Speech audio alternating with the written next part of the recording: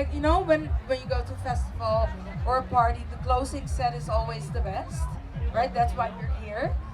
I'm gonna end my day with Doppelgang and Narciss, Nikki, and I'm not gonna interview them. No, they're gonna interview each other, and we're gonna dive into what it's like to be on their side of the entertainment industry. What is it like? What do we things we encounter as entertainers? How do we work the industry? How do we feel about it? We're gonna go deep, but it's gonna be fun. So I'm gonna give my mic to Doppelgang, and they're gonna take it away. Enjoy, guys. Thank you. Give it up for the moderator. Thanks for being here, everyone, by the way. We're Doppelgang, Sander, Maurice, and this is Narciss. Hello, I'm Nikki. Nice to meet you. Shall we do this? Shall we like introduce each other? I thought that was a cute little idea. That'd be a nice idea. Hell yeah. Okay, take it off. You wanna start or shall I? Yeah, start. Yeah? Okay. So, I'm sitting next to the Dutch iconic duo Doppelgang. As in life, the rule is the best things in it come in pairs. There we go. So do Doppelgang. Thanks, that's a marvelous introduction. And we have the pleasure of sitting next to Narciss. Nikki, nice to meet you. Nikki, Narciss is a fabulous DJ, taking it off in the industry for the past years, and it's really an inspiration for Doppelgang, watching people like you moving and navigating in the industry. From where are you from? We met each other today in person for the first time. Where are you from? Before we go there, for who doesn't know you, and I mean that would be odd, but I'm respectful, you know. For who doesn't know you, what do we know you from? Who is Doppelgang? Okay, well, Doppelgang. Because I can answer that question. Yeah. So, you're from the Netherlands, am I correct? Yes, correct. And people could know you from, I mean, your extreme involvement in the Dutch scene and bringing back not just house and disco music, but also its forgotten genres and niches like Italo and the pumping days of Balearic house. Right. And pushing them up to the days of greatness when queer pizza was still a thing. Berg, yeah. I have been watching you from afar, stalker-like, for a gosh, while. we have a fan. We have a fan, guys. Give it up. Just like between behind a tree, looking around the corner, being like, That's why we like it, actually. those two are doing good things over there. It's a great pleasure sitting next to you. We have been following you for quite a while, and it feels like a first date right here, because after seeing each other online and then meeting here on the fields in Amsterdam, right in the sun, feels like a very candid and comfortable moment. So let's have a chat about what we do, and I feel like there's some mutual aspects in what we do. So Yeah, let's take it from there. It's very, very cute to meet you here, actually, because I feel like it was legitimately the kind of moment where we were like, oh my god, I love your stuff. No way, we love your stuff. Fangirling over each other. That was just happening right here. Yeah. Why do we do fangirl of each other? What inspires you in us? Like, why are we fangirling of each other? So I think for me the thing was why I got very, very drawn to your sound. I mean, I'll be very honest. I've known you for about, I would say, a year now. So not like I've not been a day one. Shameful, I know. Fair. Yeah. But so what really, so I would say over the past year, I have been in the midst of like changing my sound somewhat and kind of like rediscovering my roots in house music, and gravitating towards that. And I found a lot of solace and pleasure and rekindling of joy in electronic music in a few artists, one of whom were actually you two, because Amazing. I was listening to your sets and I was listening to the music that you make, and I felt a spark of recognition from when I got into electronic music at first, which was like, so the peak time of like me going to clubs and me like really starting to get into DJing was when I was like around 16, 17, 18. And that was the height of like Balearic house music, you know? And I feel like that was, I was listening to your music and I felt so, in a weird way, it made me feel so seen. You know what I mean? Because I was like, I was watching for truth. I was looking for something new because I wasn't feeling super comfortable in what my position, what my place in the scene was becoming. Right. And yeah, hearing what you do, I felt so, oh, okay, this is still a thing. I can still do this. This is still existing, and new faces are joining this sound. It's not being completely forgotten. Right. Could you maybe describe what that sound is? So there was a time in the history of Ibiza, which was what I touched on earlier, which was like the era of queer Ibiza, and it was like really signified by this pumping house sound that was very, very sensual while not getting soft. Yeah. You The know what warm OG. Yeah. And I feel like that is how I would describe your sound the best. It's like, it's the great era of pumping house music while not getting too like soft or like emotional, not in a bad way, but like too in your head. It's very physical house music that like whenever I hear tracks of you, I always see like, even though you two are Dutch, I always see like a dingy basement in New York with people voguing in it. Word. You know what I mean? So like, I feel That's like, where we envision ourselves always. wherever we are. I feel like that's always like the mental image that your music conjures up amazing. inside of me. Thank you. And I feel like that's what it like represents to me a lot. It's like, well, you hit it. You hit the nail on the head right there, because when you talk about grabbing back to the queer era at Ibiza, a few of our really close friends back in the early 90s, late 80s. So, yeah. Can you repeat that, babe? So yeah. I just wanted to elaborate on the fact that you heard the sound of like the early days of Ibiza, like the queer era, right there, late 80s, beginning of the 90s. A few of our best friends, who are sort of our, like I would say, mentors, teachers in nightlife, were go-go dancers at Ibiza.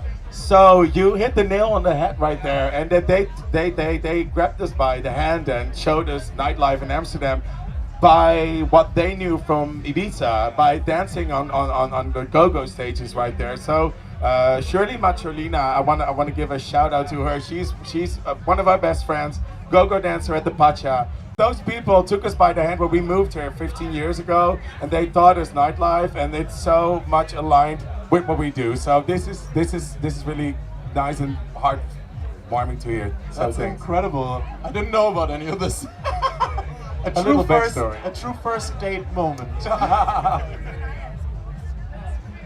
Yeah, I just want to take the time to, because we were talking about what inspires seeing each other moving in the industry, and talking on our behalf, seeing an artist like you taking off really pretty fucking soon and doing the big shows next to big names such as Marlon Hofstad, Louis, and all those people, and having a visibly proud queer person doing that amongst those people is just so important to broaden the vision of people who are maybe not already open to those possibilities, you know, and I think that's, for me and also on your behalf, so amazing to see that people like you are just following the pathway that's from the heart, and that really inspires. So it's interesting, right? Because it always feels like this situation where like, or not exactly, because I don't know what that exact situation feels like, of course,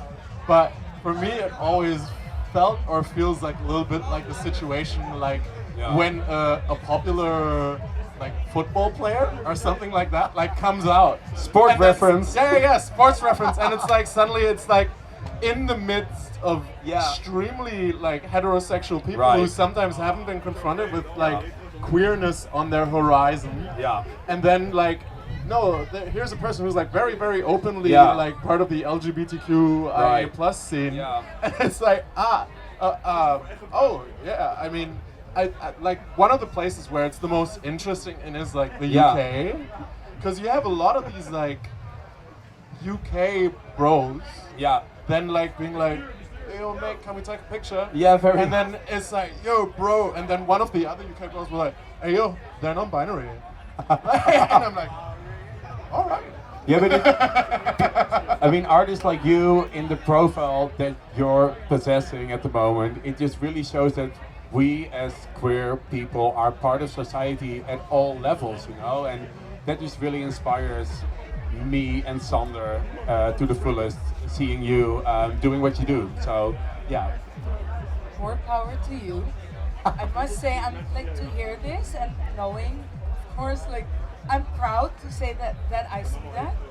But I have a question. So that is my personal opinion, right? Like I can see that you're claiming space, being queer, giving that feeling that oh, there's this like freedom in what you do, touching upon like the queerness that you could feel, that I could feel. That isn't the same for everyone else. But for us to recognize something like that in a world where you don't always have that space, that is of course, so that's huge, right? How do you feel that has space? Because obviously you are claiming that space, but how do you feel that space is like in balance with the industry as a whole? Woo. Deep and good question. Such a good question. Really, actually. really good question. I can only elaborate on this personally. You know us like from a year and a half now, you just said, but we have been working in the industry for 10 years already, and it has been a journey to also be a DJ, but also be comfortable in your own identity. And I think it took us almost like 10 years to finally get at a certain point, and I'm like, I want to play what I want to play, and I also want to wear what I want to wear. I want to do what I want to do, and I want to dance how I want to dance. And that sort of needed to align at a level that we were comfortable with. And I think seeing an industry that is shifting towards, you know, celebrating individuals' identities that are not really represented in the whole as a society. It has been doing a sort of like simulation, watching people like Narciss. So I think we are moving forward, though it took us 10 years. You know what I mean?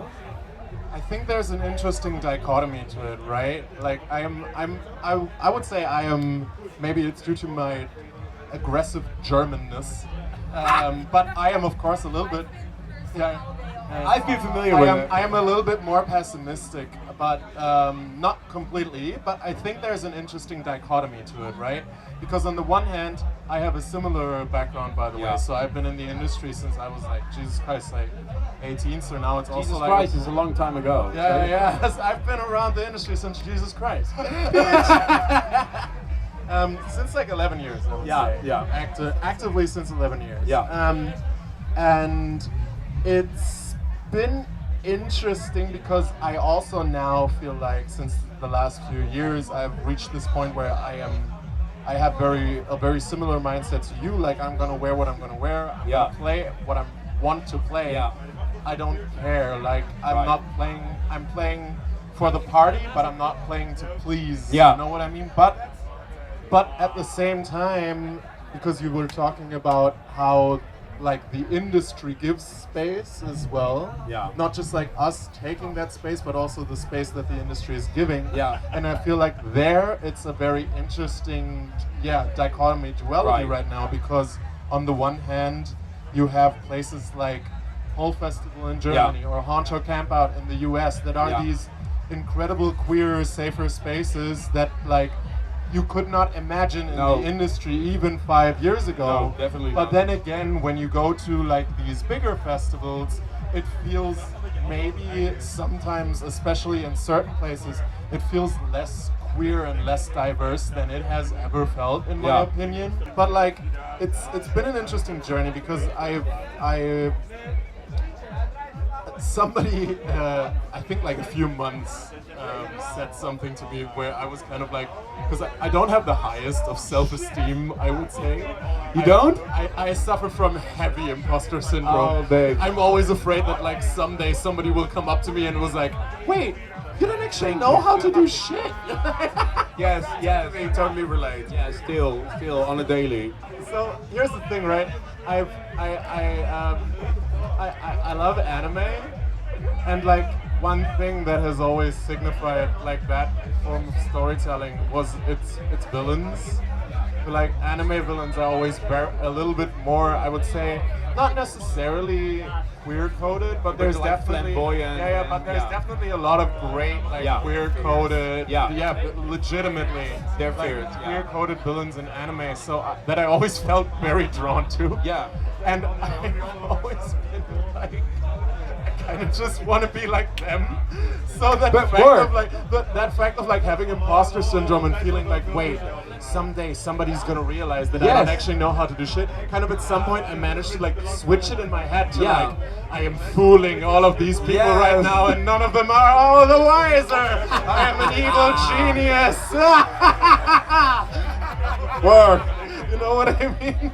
Yeah, for sure. I feel like I was like able to hypnotize myself. But get yourself in this headspace where this sort of like fairy tale, or like this entity of like a Disney or like anime villain is your guardian angel that you can lift off of. I mean, that's an amazing. Exactly. Yeah, it's amazing POV to have. I think like the best way to deal with like imposter syndrome if you're by yourself is just like legitimately this thing of you have to just find some space of mind in which you can be sure of yourself. And if it is assuming a character, then so be it. Like who's gonna like shame you for it? You know, the only person who can like truly give you shit for that is yourself. Yeah. And if you're not gonna do it, nobody else can. You know what I mean? I love that this. being said, I am somewhat incredibly jealous of you two being a duo because I noticed. I noticed it once in two friends of mine, DJ Heartstring, when I went to the studio with them first. Because me in the studio back then, nowadays I've got a much healthier relationship towards making music, where I'm no longer like just like hitting my being like, no, why can't I make better music? Stupid, stupid, stupid. But like nowadays I'm in this, I've achieved everything that I want. Yeah. So now I'm like doing side quests, you know? I'm just like having fun. And I think that's so important. Like, just never stop having fun when you're making It's music. really the only way to navigate within this industry as a whole. And that was like when I went to the studio with them for the first time and I just saw this thing where they were like, as soon as one of them was like doubting what they do, the other one was like, no, this is great. Yeah, lifting them up. Let's just continue this. And I was so like, oh my god, like I need to get someone to always go to the studio with me to do this. You need a twin. You actually need a twin. Whenever I doubt myself, I need somebody behind me to just be like, this is great, keep doing that, that's fantastic. You need a hype person. Yeah, legit. I want to thank you. I want to thank you. And I want to thank Nikki. And thank you for taking the time to join us here. Being lazy on the couch while you could have been partying. Thank you very much. Give it up for Thank you. Icons. Thank you. Nice to meet you, Nikki.